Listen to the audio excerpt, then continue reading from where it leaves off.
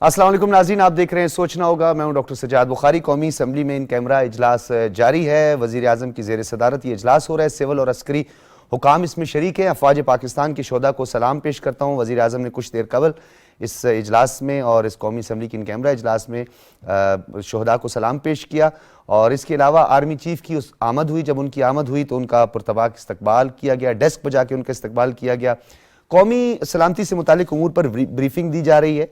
कबायली अजला की जो सूरत हाल है और बड़ी एक अहम पेशरफ्त हुई। कल वज़ीर आज़म ने फ्लोर ऑफ द हाउस पे खड़े होकर ये बात की कि तमाम अरकान इस ब्रीफिंग में और इस अहम इजलास में सवालात भी कर सकते हैं और अपने तहफ़्फ़ुज़ात का इजहार और वो भी इस कमेटी के सामने रख सकते हैं।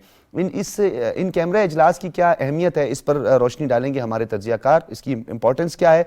और उसी के साथ साथ स्पीकर कौमी असम्बली ने आज शाम को 5 बजे असम्बली का यानी कौमी असम्बली का हंगामी इजलास तलब कर लिया है। 12 नुकाती ये एजेंडा शामिल है और सप्लीमेंट्री एजेंडा उसी वक्त शामिल किया जाएगा। हालात किस तरफ जा रहे हैं, इस वक्त जो मौजूदा सियासी बहरान है और एक आइनी बहरान जो सर उठा रहा है, उसको किस तरीके से दुरुस्त सिमत की तरफ ले जाया जा सकता है, स्टेक होल्डर्स किस तरफ देख रहे हैं, स्टेक होल्डर्स ने इन तमाम मामलात को किस तरह देखना है। एक तरफ हम सुप्रीमेसी ऑफ कॉन्स्टिट्यूशन और उसके बाद हम सुप्रीमेसी ऑफ लॉ की बात करते हैं, लेकिन एक जो सवाल है इस वक्त, जो सबसे अहम सवाल है, और वो पार्लियामेंटेरियंस का है, उन कानून साजों का है, लेजिस्लेटर्स का है, जो ये कह रहे हैं कि आइन सुप्रीम है। दूसरी जानिब सुप्रीम कोर्ट के अहकामात भी सामने आ रहे हैं, लेकिन इस वक्त जो सिक्योरिटी चैलेंजेस हैं, एक तरफ गिरफ्तारियां हो रही हैं। आपने देखा कि बलूचिस्तान में बड़ी एक अहम गिरफ्तारी हुई। खैबर पख्तूनख्वा में हमारे जो अहलकार हैं, सिक्योरिटी फोर्सेस के अहलकार हैं, जवान हैं, वो जामे शहादत नोश कर रहे हैं। नॉर्थ वजीरिस्तान में इस वक्त एक क्राइसिस खड़ा हुआ है। तो इस सूरत हाल में इंतखाबात और दूसरी जानिब एक और बड़ा अहम नुकता, और मैं अपने मेहमानों के सामने भी रखूंगा, कि IMF के बेल आउट पैकेज से पहले जिस तरीके से सियासी अदम इस्तेहकाम की कोशिश की गई, अगर खुदा ना ख्वास्ता, क्योंकि अभी तो हमें एक बड़ा पॉजिटिव रिस्पांस आया है और एक बड़ा अच्छा जेस्चर मिला है कि स्टाफ लेवल मुआहिदा होने जा रहा है और बहुत अनकरीब, यानी आपको एक हफ्ते में ये होगा। और हमारा जो बिरादर इस्लामी ममालिक हैं, जिसमें सऊदी अरब और UK हैं, UAE हैं, उन्होंने बाकायदा तौर पर गारंटी का भी कह दिया गया है। इस पर भी हम तफसीलन बात करेंगे। मेहमानों का तारुफ करवाते चले। हमारे दो हरदिल शख्सियात के समेत मैं गुफ्तगू का आगाज़ कर दूंगा।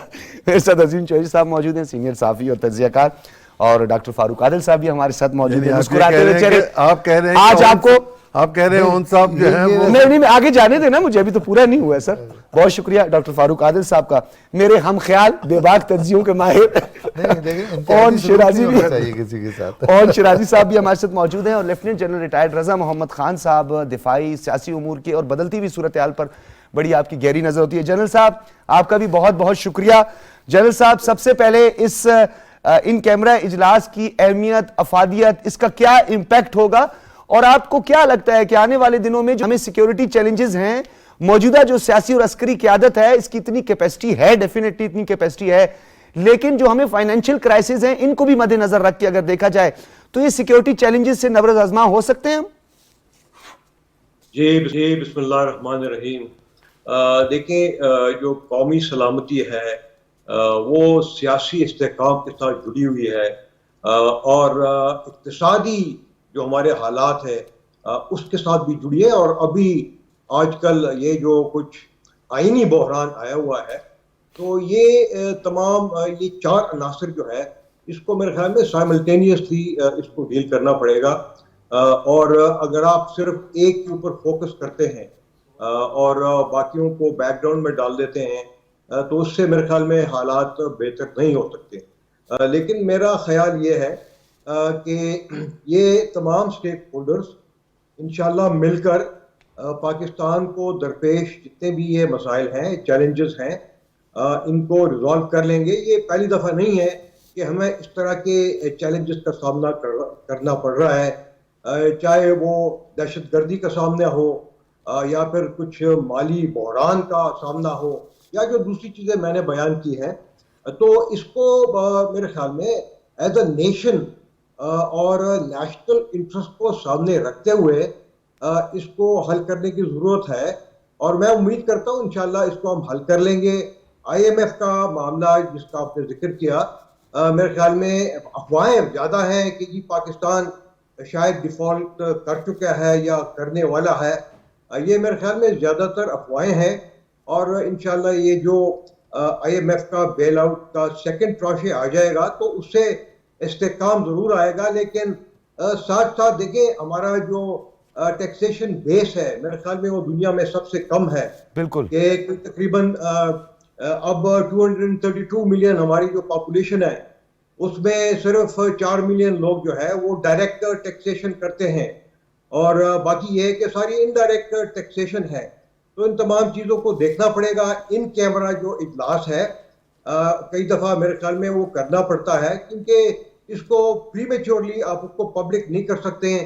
جو آپ کی پلاننگز ہیں، چاہے وہ بلوچستان میں وہاں پہ جو دہشت گردی ہو رہی ہے جس کے علیحدہ مقاصد ہیں، بالکل، اور وہ سی پیک کے اگینسٹ ہے، بالکل۔ اور چاہے اچھا جنرل صاحب، موجودہ حالات کے تناظر میں اگر ہم بات کریں، جس طرح آپ نے خود بھی فرمایا، قومی سلامتی کی بات ہو، ہمارے اجتماعی مفادات کی بات ہو، قومی مفاد کی بات ہو، مفاد عامہ کی بات ہو، تو اس وقت جو صورتحال ہے وہ پاکستان اس میں سفر کر رہا ہے، اس میں کوئی سیاسی جماعت نہیں سفر کرتی۔ ڈیفینیٹلی اسٹیٹ جو ہے وہ معاشرہ لوگوں سے جڑا ہوا ہوتا ہے۔ تو اس وقت اگر IMF جو ایک طرف ہمارے لیے مشکلات پیدا کر رہا ہے، گارنٹی کبھی مانگتا ہے، کبھی ہمیں غیر ضروری طور پر کہتا ہے جی سبسڈیز ختم کر دیں، کنڈیشن پہ کنڈیشن لگا رہا ہے، اور دوسری جانب ایک جسچر یہ بھی پایا جاتا ہے، اور کچھ پولیٹیکل آبزرور ناقدین کا یہ خیال ہے کہ یہ سارا کچھ جان بوجھ کے کیا جا رہا ہے کہ پاکستان کو خدا نہ خواستہ نقصان پہنچایا جائے۔ تو آپ کو نہیں لگتا کہ ایک افہام و تفہیم کا عمل شروع ہونا چاہیے؟ دیکھیں میرا خیال نہیں ہے کہ یہ IMF یہ جو کی کنڈیشنز ہیں یہ جان کر رہا ہے، لیکن ساتھ ساتھ دیکھیں ہمیں IMF کی جو کنڈیشنلٹیز ہیں اس کے چنگل سے آہستہ آہستہ نکلنا ہوگا۔ کیسے نکل سکتے ہیں؟ کہ آپ بائی لیٹرل جن ممالک سے آپ لون لیتے ہیں، مطلب چائنا ہو گیا، UAE ہو گیا، اور اس کے علاوہ سعودی عربیہ ہو گیا، وہ لانگ ٹرم آپ کو قرضے دینے کے لیے تیار ہیں، ان کی کوئی کنڈیشنلٹیز نہیں ہوتی، ان کے جو انٹرسٹ ریٹس ہیں وہ بھی کم ہوتے ہیں۔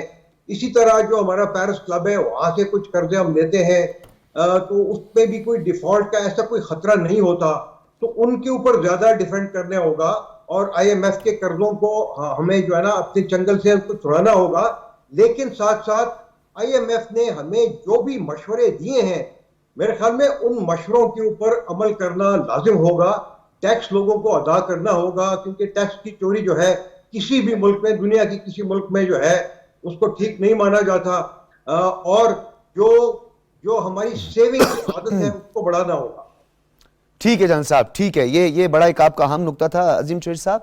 اوورآل حال نظر آ رہی ہے ملک کے اندر ایک طرف افراتفری پیدا کرنے کی کوشش ہے، پھر عدالتوں پہ ایک بوجھ ہے جو کیسز کے حوالے سے بات کی جاتی ہے، انہیں ضمانتیں دینا، پھر ان کے لیے رمضان المبارک کے بابرکت مہینے میں یہ انارینجمنٹ ساری ہو رہی ہیں۔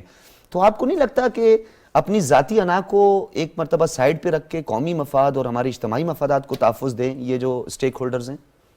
بہت شکریہ۔ کل قومی اسمبلی کے اجلاس میں 2-3 لوگوں نے اظہار خیال کرتے ہوئے کچھ خدشات کا اظہار کیا، جس کے نتیجے میں جب وہ تقریر ہو رہی تھی تو پرائم منسٹر ہال میں آ گئے، اور انہوں نے ان میں سے ایک صاحب کی تقریر کا جواب دیتے ہوئے یہ کہا، اور اس سے پہلے پاکستان کے ڈیفنس منسٹر بول چکے تھے، انہوں نے کہا جیسے ابھی ڈیفنس منسٹر نے کہا ہے کہ کل یہاں پر عسکری قیادت موجود ہوگی اور یہاں کھل کر آپ بات کر سکتے ہیں، آپ سوال کر سکتے ہیں، تو جن خدشات کا یا جن خیالات کا اظہار آپ آج کر رہے ہیں یہی آپ کل کریں گے، اور اگر آپ کل کریں گے تو کل آپ کو بہتر جواب مل سکے گا، کھل کر بات ہوگی، تو اس کو کل تک مؤخر کر لیں۔ یہ ہو کیوں رہا ہے؟ آپ کو یاد ہوگا کچھ دن پہلے نیشنل سیکورٹی کونسل کی میٹنگ ہوئی تھی جس میں یہ کہا گیا تھا کہ شرپسندوں کا پیچھا کیا جائے گا، انہیں نہیں چھوڑا جائے گا، غیر قانونی حرکتیں نہیں کرنے دی جائیں گی۔ پاکستان میں جو دہشت گردی کی نئی لہر کا آغاز ہو چکا ہوا ہے، جس کو روکنے کے لیے پھر نوجوان ہمارے قربانی دے رہے ہیں، اس کے جو لوگ ذمہ دار ہیں، جنہوں نے 40 سے 60 ہزار کے درمیان لوگوں کو لا کر یہاں آباد کیا، بالکل ان کو کٹہرے میں لانے کی، اور یہ مشترکہ اعلامیہ بھی سامنے آیا تھا، ان کو کٹہرے میں لانے کی ضرورت ہے کہ آپ نے کس بنیاد پر یہ فیصلہ کیا تھا اور اس فیصلے کے نتیجے میں ہونے والے اثرات جو ہیں، اس سے جو نقصان ہو رہا ہے، اس کا ذمہ دار کون ہے؟ آپ ان کو سزا بے شک نہ دیں، لیکن آپ انہیں قومی مجرم کے طور پر قوم کے سامنے رکھتے ہیں تو یہ آپ کا بڑا احسان ہوگا۔ پاکستان میں سے ایک فساد فی الارض پھیلانے والا طبقہ جو ہے، اس کی نشاندہی ہو جائے گی۔ ٹھیک ہے، دوسرا کیا معاملہ ہے؟ دوسرا معاملہ یہ ہے کہ پاکستان کی جو معاشی صورتحال ہے، جس میں کچھ عرصہ پہلے تک یہ کہا جا رہا تھا کہ ایسی حکومت برسر اقتدار تھی جس کو بیرونی دنیا سے کوئی قرض بھی نہیں دینا چاہتا تھا، تو پاکستان کی آرمی کے سربراہ کو جانا پڑتا تھا قرض لینے کے لیے، اور وہ فیسیلیٹیٹ کرتے رہے۔ بالکل۔ آرمی کا کام نہیں ہے کہ وہ ہمارے لیے قرض کا بندوبست کرے، آرمی کا کام نہیں تھا کہ وہ فیٹ اپ میں جا کر ہمارا مقدمہ لڑنے کے لیے تیار ہو یا کوشش کرے۔ یہ سول ایڈمنسٹریشن کا کام تھا، جو اس وقت کی سول ایڈمنسٹریشن ناکامی سے دوچار ہو رہی تھی، بالکل۔ جس کے نتیجے میں ہم نے جو نیکٹا کا کام تھا وہ بھی چھوڑ دیا ہوا تھا، اور پاکستان کے حالات کو ہم نے بالکل آزاد مادر پدر چھوڑ دیا تھا، اس کا کوئی والی وارث نہیں تھا۔ آج کے اجلاس کے نتیجے میں باوجود اس کے کہ وہ ایک کیمرہ اجلاس ہے، یہ تصور کیا جا سکتا ہے، یہ خیال کیا جا سکتا ہے، یہ گمان ہو سکتا ہے کہ اس میں معاشی معاملات بھی ڈسکس ہوں گے، سیکیورٹی کے معاملات بھی ڈسکس ہوں گے، فارن پالیسی کے معاملات بھی ڈسکس ہوں گے، اور پاکستان کے اندر کے جو صورتحال پیدا ہوئی ہے اس پر بھی وہاں بات۔ آج بڑی اہم ڈیولپمنٹس ہونی اور 5 بجے ہنگامی اجلاس بھی اسپیکر قومی اسمبلی نے طلب کر لیا۔ ڈاکٹر صاحب، جس طرح عظیم چہر صاحب نے یہ بات کی، یہ دلیل انا کی بھین چڑھتے ہوئے آپ کو نہیں نظر آ رہی؟ جو موجودہ حالات میں ہم دیکھ رہے ہیں کہ دلیل کوئی کام نہیں دے رہی، نہ دلائل کوئی کام دے رہے ہیں، اور خدا نہ خواستہ اللہ نہ کرے ایسا کبھی ہو ہمارے ملک کے اندر، اگر ان انتخابات کے دوران جو اب کروائے جا رہے ہیں، جس طریقے سے آج گورنر اسٹیٹ بینک کو بھی احکامات جاری کیے ہیں کہ وہ الیکشن کمیشن کو فنڈز جاری کرے، خدا نہ خواستہ اگر اس طرح دہشت گردی کا کوئی واقعہ ہو جاتا ہے، کیونکہ پھر اس کے بعد تو ذمہ داری لینے کے لیے کوئی تیار نہیں ہوگا۔ وہ کہتے ہیں نا کہ جو آپ نثر لکھیں تو آپ کو سینکڑوں صفحے لکھنے پڑتے ہیں، اور نظم کا ایک شعر وہ کافی ہوتا ہے، تو آپ نے ایک انا کی بھینٹ کہہ کے ساری کہانی اس میں بیان کر دی۔ دیکھیں، ہمارے ہاں اس وقت 3-4 معاملات ہیں، آئینی تنازعات ہیں، اور وہ ایسے لگتا ہے کہ جیسے بڑے پیچیدہ ہوتے چلے جا رہے ہیں، ہر آنے والا لمحہ ان کو پیچیدہ کر رہا ہے۔ پھر سیاسی تنازعات ہیں، جس کے ایک طرف حکومت ہے اور دوسری طرف عمران خان کھڑے ہوئے ہیں، اور عمران خان نہ مذاکرات کرنا چاہتے ہیں، نہ مفاہمت کرنا چاہتے ہیں، نہ کسی نتیجے پر پہنچنا چاہتے ہیں۔ وہ یہ چاہتے ہیں کہ جو میں کہہ رہا ہوں وہ کر دیا جائے۔ تو سیاست میں تو ایسا نہیں ہوتا نا، سیاست میں تو ایڈجسٹمنٹ ہوتی ہے، بات ہوتی ہے، ایک آپ متفقہ نتیجے پر پہنچتے ہیں، تو عمران خان اس سے انکاری ہے۔ تیسرا معاملہ ہے انتخابات کا، کہ انتخابات کیسے ہوں گے، کیا ہوں گے، عدالت کے حکم پہ ہوں گے، عمران خان کی خواہش پر ہوں گے، اور انتخابات ہو جائیں گے تو اس کا نتیجہ کیا نکلے گا، اور وہ جو نتیجہ ہے وہ پاکستان کو استحکام کی طرف لے کے جائے گا، سیاسی، اقتصادی، کن معاملات کی طرف لے کے جائے گا۔ اور چوتھا معاملہ ہے اداروں کے درمیان ٹکراؤ کا۔ اب ہم ذکر کرنا چاہیں نہ کرنا چاہیں، دنیا دیکھ رہی ہے کہ ادارے ایک دوسرے کے سامنے کھڑے ہوئے ہیں۔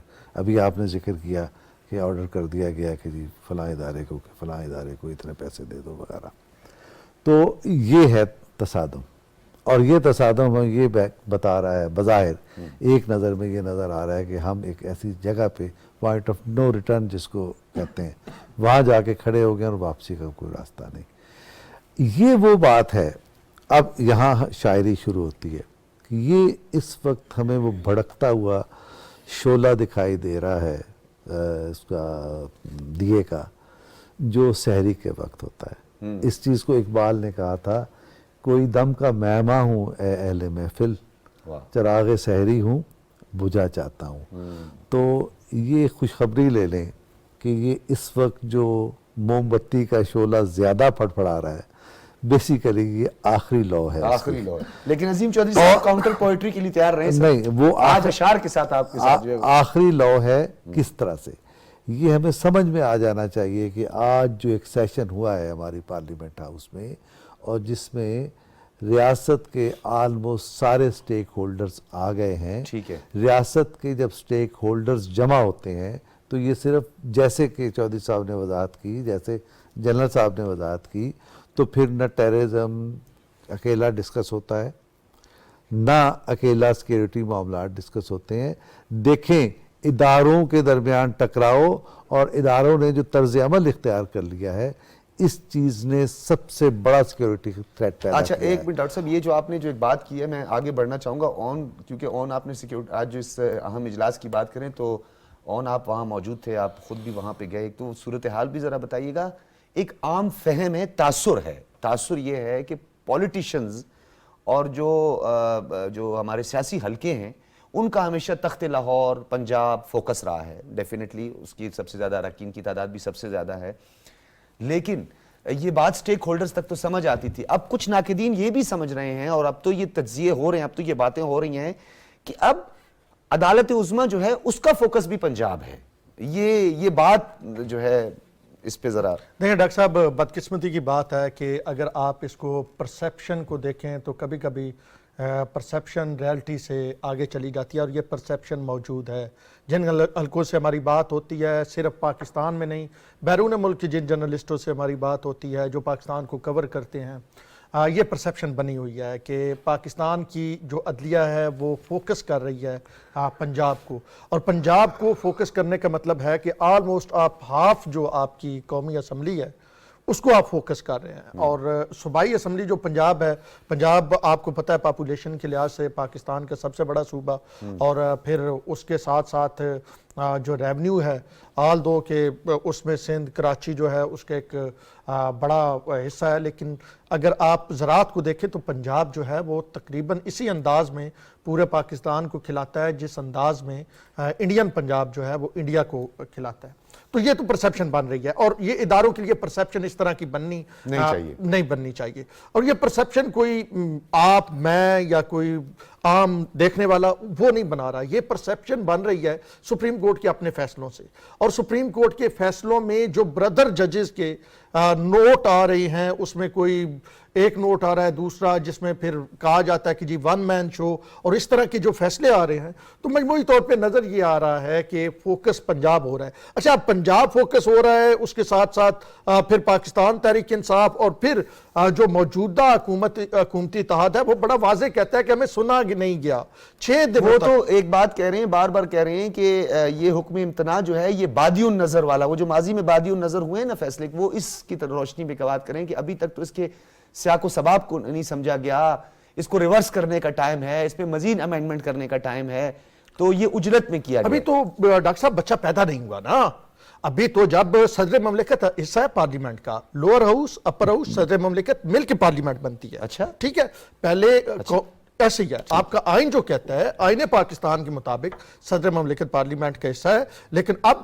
صدر مملکت جو ہے پارلیمنٹ کا جو بل جاتا ہے اس پہ اس کو اپنے ٹیبل پہ رکھ لیتے ہیں, اور وہ پھر کئی بل ایسے منظور ہوئے ہیں کہ دوبارہ مشترکہ سیشن سے منظور ہوئے اور وہ قانون بن گئے. لیکن ابھی اس بل کے حوالے سے جو جورسپروڈنس جانتے ہیں, میں بھی لا کر طالب علم ہوں, جن قانونی ماہرین آئینی ماہرین سے ہماری بات ہوئی ہے, چوہی صاحب اس کو سیکنڈ کریں گے یقینی طور پر, وہ یہ کہتے ہیں کہ قانون جب بن جاتا ہے تو اس کے بعد چیلنج ہوتا ہے. بچہ پیدا ہو بندہ تو پھر طے ہوتا کہ مطلب ادھر کیا سلسلہ ہو رہا ہے, لڑکا ہے یا لڑکی ہے یہ بعد میں پتہ چلے گا, لیکن اگر ایک بچہ بھی پیدا ہی نہیں ہوا, آپ نے اس کو چیلنج کر کے اور آپ نے روک دیا, اور یہ آپ کا سپریم ترین ادارہ ہے, لوگوں نے الیکٹ کر کے پارلیمنٹ میں اپنے نمائندے بھیجے ہیں, ان نمائندوں کا استحقاق ہے, وہ قانون بناتے ہیں, اور اسی قانون کے تحت. لیکن دیکھیں ڈیفینیٹلی یہ بات آپ کی بالکل ٹھیک ہے, کیونکہ ہمارے جو ادارے ہیں, جو ہمارے معزز جج صاحبان ہیں, ان کا تقدس, اس سپریم کورٹ کا تقدس, اس کی پامالی بھی نہیں ہونی چاہیے, لیکن فیصلوں میں اپنی اپنی ڈومین کا ذکر جو ہے وہ کانسٹیٹیوشن نے بھی اس کا تعین کیا ہے کہ اپنی اپنی ڈومین میں رہ کر سب کام کریں. یہ بات بالکل آپ کی درست ہے, لیکن ڈیفینیٹلی معزز عدالت ہے, سپریم عدالت ہے, اس کا فیصلہ جو ہے وہ بھی بڑی ایک امپورٹنس رکھتا ہے. جنرل صاحب آپ کی طرف میں آؤں گا, یہ بتائیے گا سر کہ ایک طرف نارتھ وزیرستان میں آپریشن کی تیاری کے حوالے سے بات ہو رہی ہے, اور آج ان کیمرہ جو اجلاس ہو رہا ہے, جو بریفنگ ہو رہی ہے, اس میں یہ بھی زیر بحث آئے گا, کیونکہ کل فلور آف دا ہاؤس پہ ایک دو سوال ہوئے اور کہا گیا کہ یہ آپ کل کے اجلاس میں اس کا ذکر کریں. خیبر پختونخوا کے یعنی پشاور ہائی کورٹ میں بھی ریٹ دائر کر دی گئی ہے جی انتخابات گورنر صاحب نہیں کروا رہے اور یہ 8 اکتوبر کا جو ہے غیر آئینی ہے.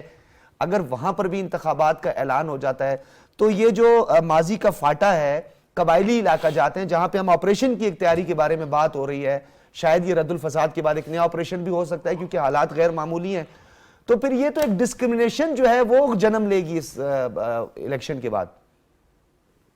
دیکھیں پہلی بات تو یہ ہے طرح میں نے پہلے عرض کیا کہ بلوچستان اور سندھ میں جو حملے ہو رہے ہیں وہ سی پیک کے خلاف ہو رہے ہیں, ختم کرنے کی ضرورت ہے. اس کے پیچھے انڈیا ہے, اور اگر کے پی میں کوئی حملے ہو رہے ہیں تو اس میں ٹی ٹی پی ہے اور ان کی لیڈرشپ ابھی بھی افغانستان میں بیٹھی ہوئی ہے, اور افغانستان اور ایران دونوں کی طرف سے یہ دہشت گرد ہے یہ حملہ آور ہوتے ہیں. تو میرے خیال میں ایک بڑا فیصلہ جو ہے کرنے کی ضرورت ہے کہ پاکستان, چائنا, ایران اور افغانستان کو مل کر ایک اسٹریٹجی بنانی چاہیے کہ جو بھی دہشت گرد ہیں ان کا مل کر انٹیلیجنس شیئرنگ کے ذریعے سے, انٹیلیجنس بیسڈ آپریشن کے ذریعے سے بالکل ان کو ختم کرنے کی ضرورت ہے, اس لیے کہ اس میں چاروں ممالک کا فائدہ ہے. اور جو پاکستان اور ایران ہے اس کے بارڈر کو میرے خیال میں جوائنٹ پیٹرولنگ اس کے اوپر پاسبل ہے, اور وہاں پہ جو فینسنگ رہتی ہے اس کو مکمل کرنا ہوگا. افغانستان کی جو سینئر پوسٹ لیڈرشپ ہے اس سے موجودہ گورنمنٹ نے پچھلے ہفتے ملاقات کی تھی, لیکن اور اس کی وجہ سے میرے خیال میں فاٹا میں جو حملے تھے ٹی پی پی کی طرف سے اس میں کچھ کمی واقع ہوئی ہے, لیکن اس لیول کو مزید جنرل صاحب, sorry to cut you general صاحب, آپ نے بڑا ایک اہم نقطہ اٹھایا, آپ نے فینسنگ کی بات کی. فینسنگ کا ایک مرحلہ ہم نے گزارا, فینسنگ میں ہمیں بہت ساری مزاحمت کا سامنا کرنا پڑا, نہ صرف افغانستان بلکہ امریکہ اور امریکہ کے جو مفادات کے تحفظ دینے والے ممالک ہیں وہ بھی اٹھ کھڑے ہوئے اور انہوں نے کہا کہ جی فینسنگ نہیں ہونی چاہیے.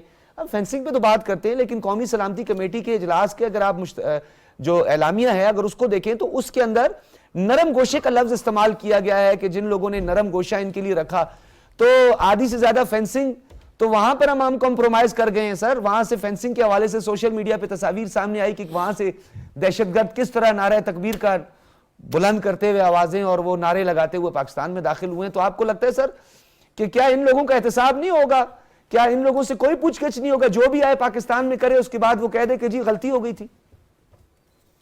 دیکھیے بات یہ کہ جو ہماری فورن پالیسی ہے اس کے 4 ستون ہے کہ ایک پرامن افغانستان ہونا چاہیے, خوشحال افغانستان ہونا چاہیے, ایک دوست افغانستان ہونا چاہیے وغیرہ.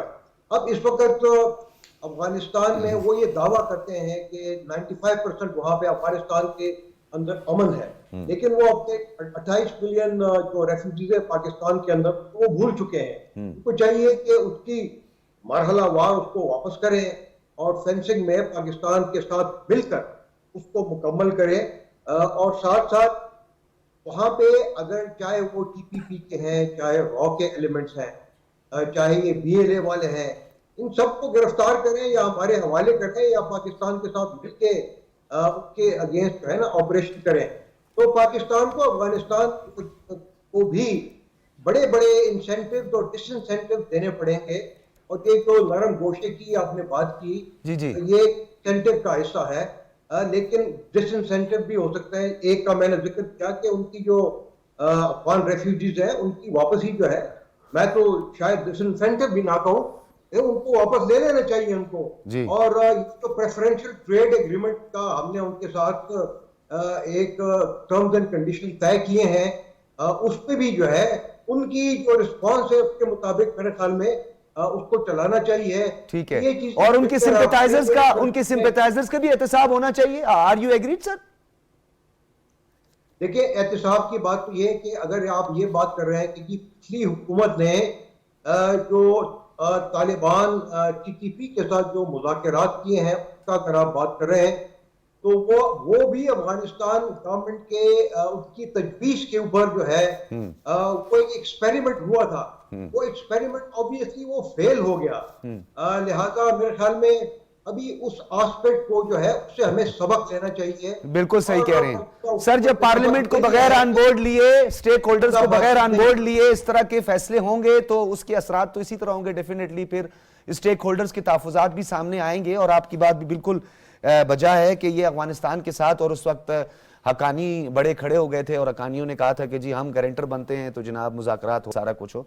ये अपनी जगह पे बात है, एक दलील है और जनरल साहब ने इस दलील पर बात भी की है।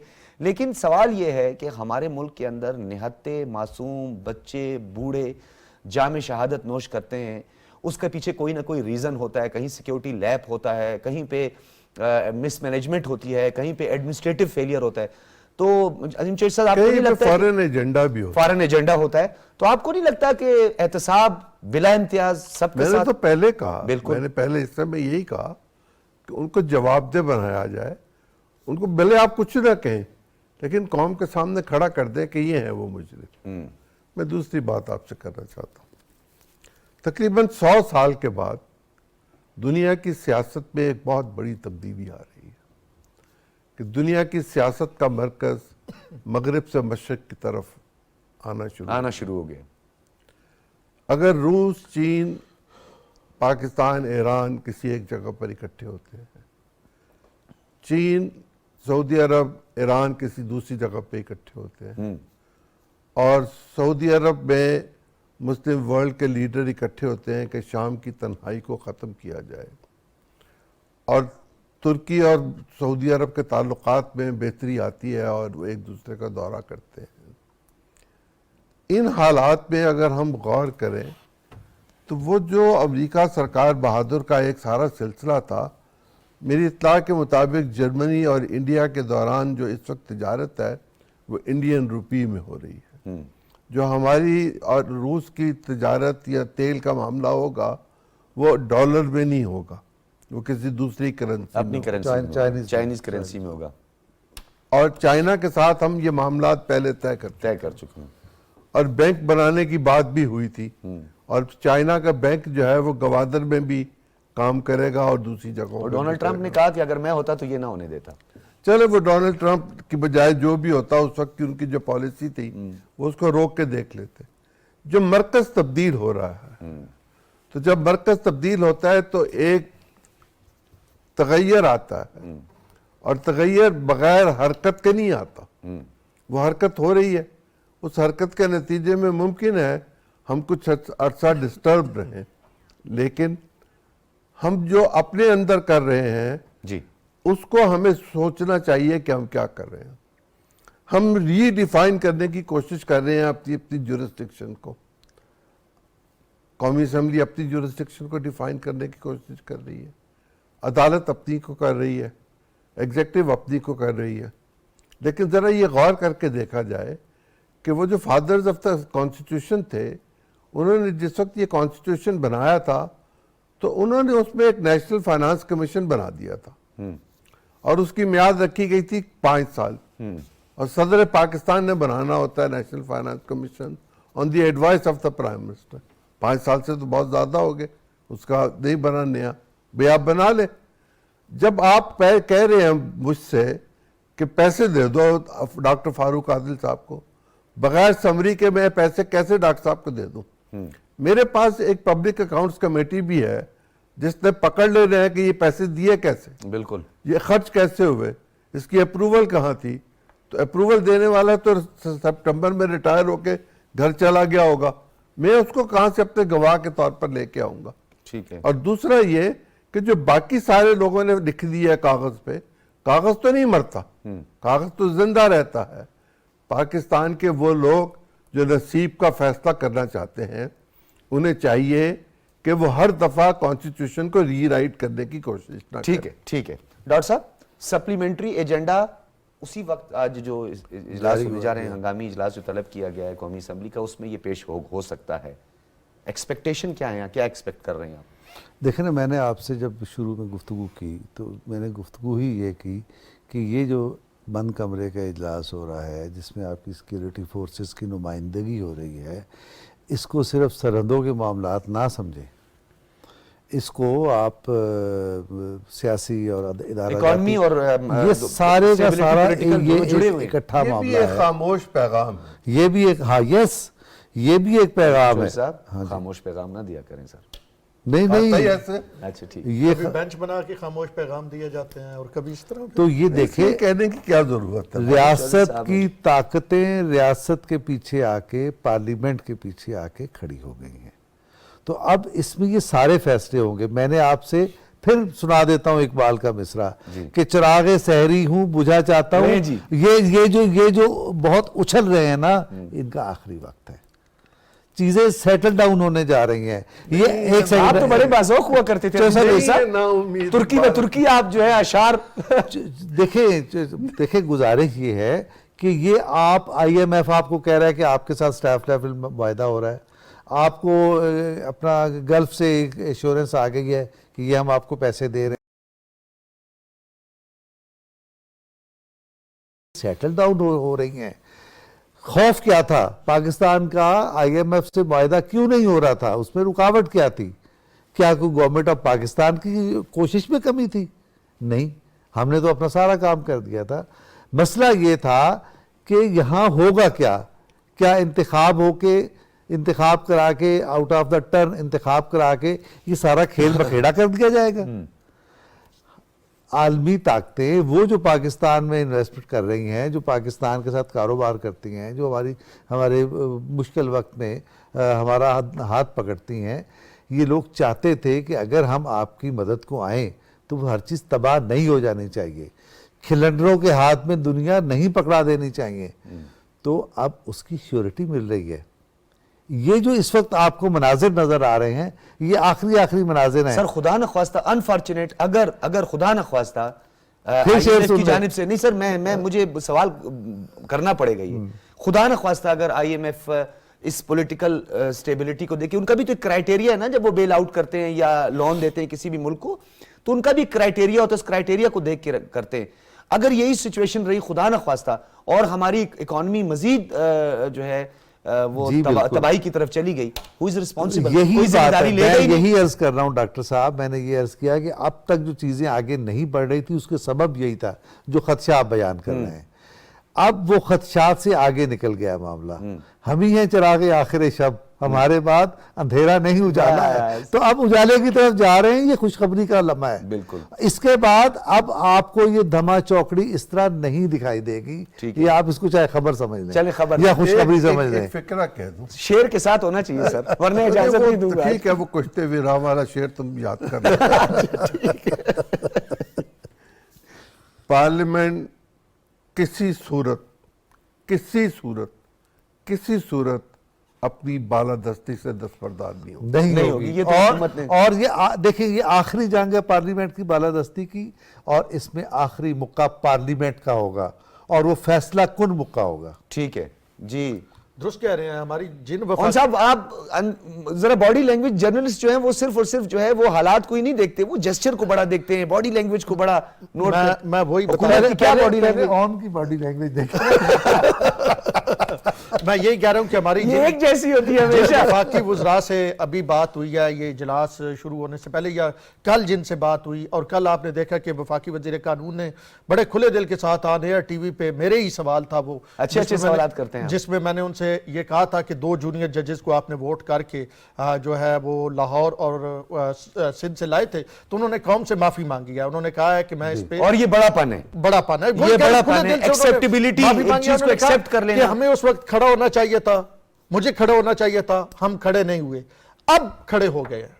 یہ میں آپ کو خبر بتا دوں جو آپ کہہ رہے ہیں، اب یہ کھڑے ہو گئے ہیں۔ اب جو اجلاس 5 بجے بلایا گیا ہے اس کے لیے ایک قرارداد تیار کی جا رہی ہے۔ قرارداد پہ آپ سے زیادہ کام مکمل ہو چکا تھا۔ کمیٹی روم نمبر 2 میں آصف علی زرداری موجود تھے، بلاول موجود تھے، وزیر اعظم موجود تھے۔ پھر کیونکہ وہ اجلاس سٹارٹ ہو گیا، یعنی آرمی چیف آ گئے، ڈی جی آئی آ گئے، تو وہاں سے اس اجلاس کو جو کمیٹی روم نمبر 2 پارلیمنٹ کے ہاؤس میں ہو رہا تھا اس کو برخاست کیا گیا، اور کہا گیا کہ جب یہ سیکورٹی کمیٹی جو ہے پارلیمان کی، ایک بات اور وہ تھوک کے چاٹنے والی مثال دیں، کیونکہ میرے پاس مثالیں بہت ہیں نا، اب میں یہاں پہ نہیں اس پہ کرتے، صرف یہ مختصر یہ بتائیے گا ایک مرتبہ دوبارہ آفر جی ہمیں بلائیں تو اگر چھوٹی موٹی ترامیم کرنی ہے تو مل کے کر لیتے ہیں.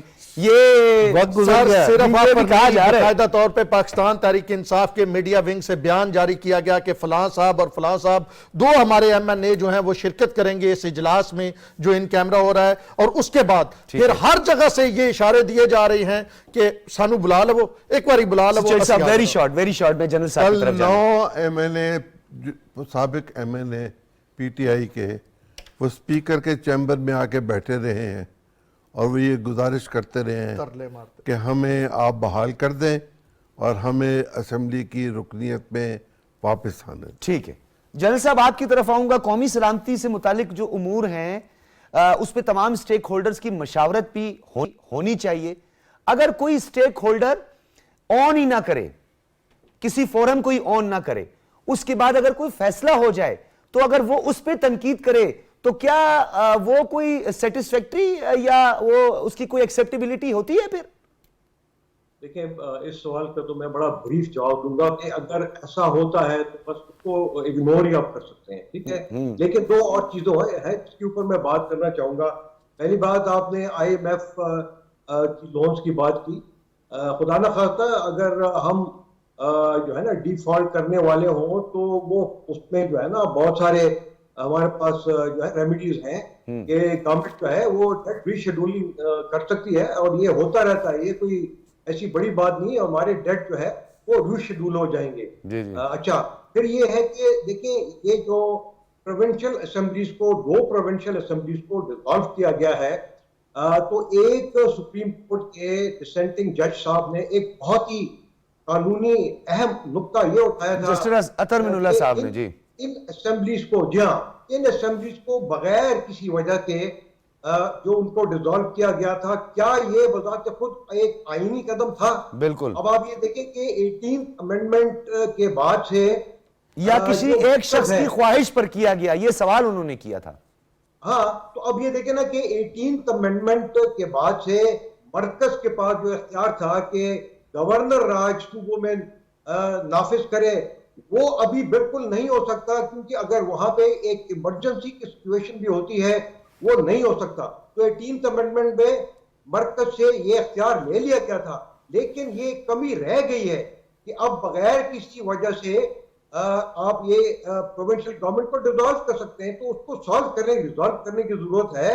اور ساتھ ساتھ اگر آئین میں یہ بھی لکھا گیا ہے کہ تمام الیکشن جو ہے وہ ایک ساتھ ہونے چاہیے, کیئر ٹیکر کو کرنا چاہیے, تو یہ بھی آپ دیکھیں کہ کانٹرڈکشن ہے.